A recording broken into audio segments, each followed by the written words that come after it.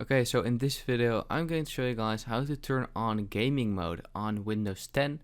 This is really easy, so we are going to start right away. So what we want to do is we want to be on our home screen just like this, and then go to the start menu on the bottom left corner. Once you're here, you want to open up the settings right here.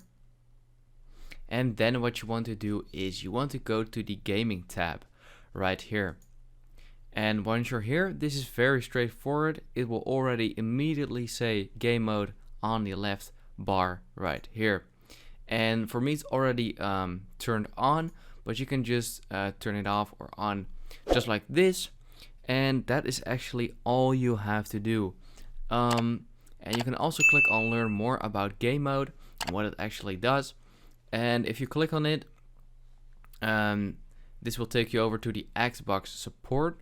And once it's loaded, we can see what it does. So here it says prevents Windows Update from performing driver installations and sending restart notifications, which is pretty handy and helps achieve a more stable frame rate depending on the specific game and system.